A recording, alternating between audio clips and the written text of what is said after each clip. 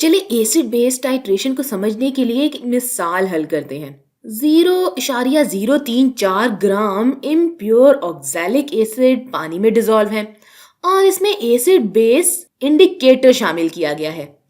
इस सैंपल को equivalence point तक पहुंचने के लिए 0.485 मोलर सोडियम हाइड्रोक्साइड के 34.47 मिलीलीटर की जरूरत है।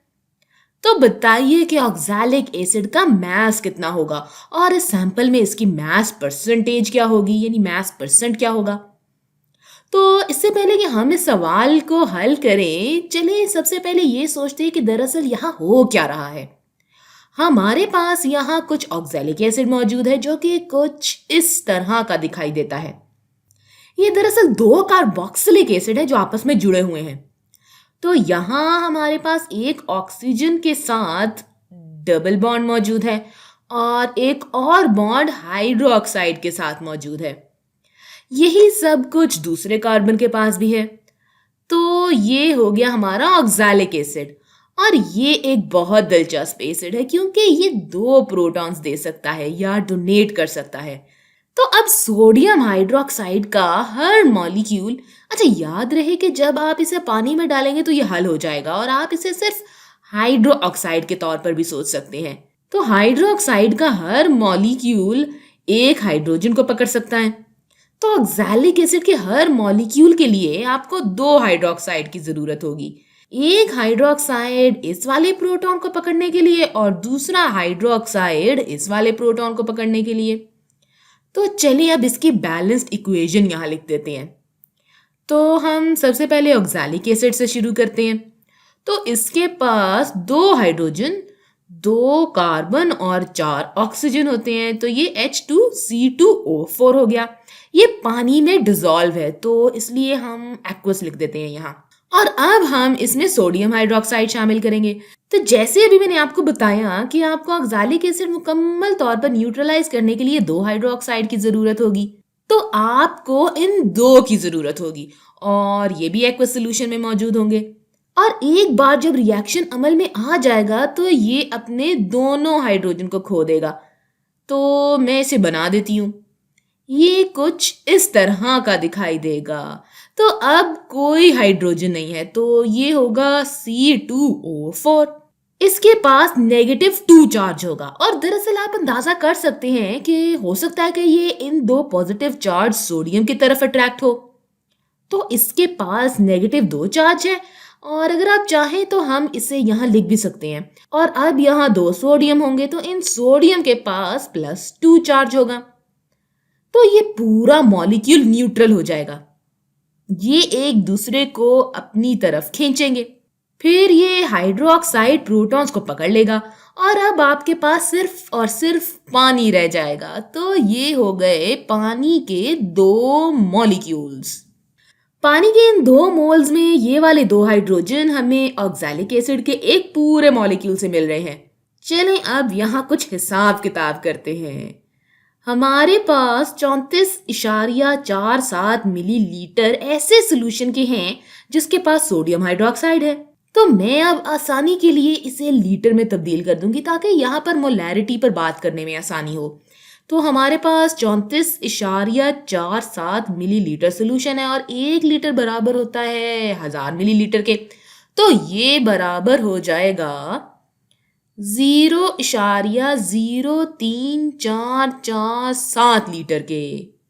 चलिए अब ये मालूम करते हैं कि सोडियम हाइड्रोक्साइड के दरअसल कितने मॉलिक्यूल्स हमारे पास हैं।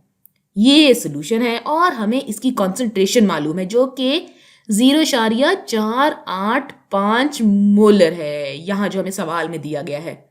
तो ये मालूमात हमें सोडियम हाइड्रोक्साइड के मॉलिक्यूल्स की असल तादाद बताती है। तो हम इससे मल्टीप्लाई करना चाहेंगे।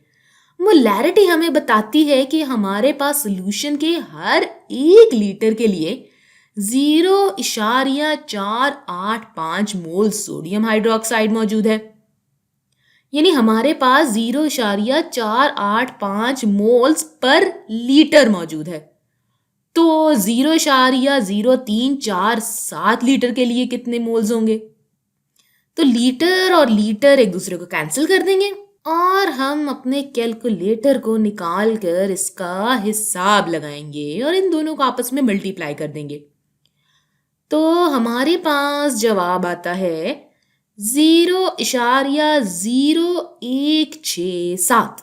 अच्छा, अब यहाँ हमारे पास सिर्फ 3 सिग्निफिकेंट फिगर्स हैं, इसलिए हम अपने जवाब को भी 3 सिग्निफिकेंट फिगर्स में राउंड ऑफ कर देंगे।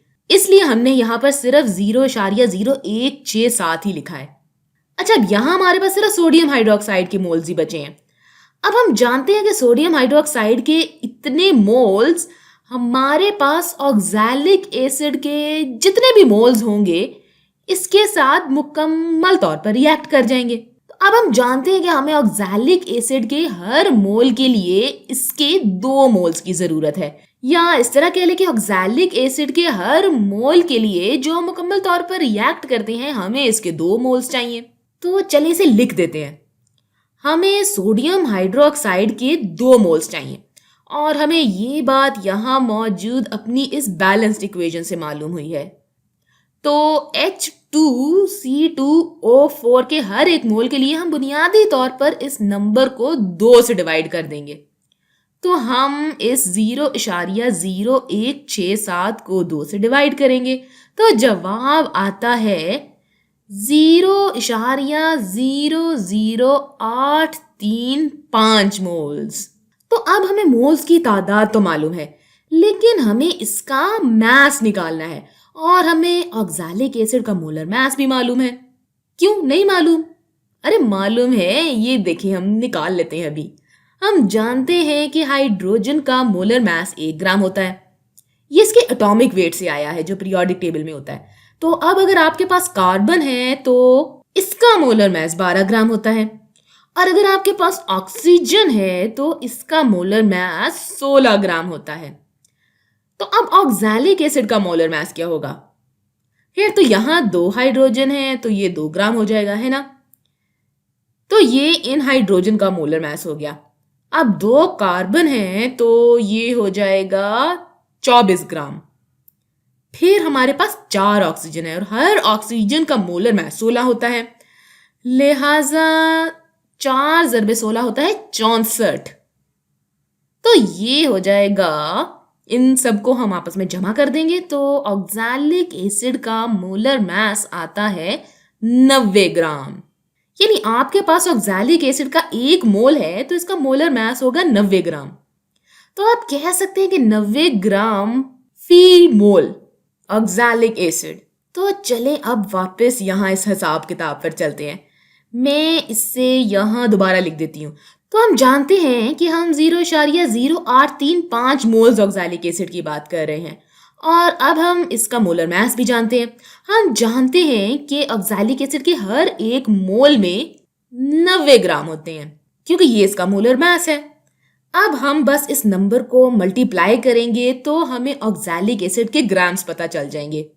तो हमारे पास ऐसा करने से जवाब आता है 0.752। ये भी हमने सिर्फ 3 सिग्निफिकेंट फिगर्स में ही लिखना है। तो ये बराबर होगा ऑक्सैलिक एसिड के 0.752 ग्राम के।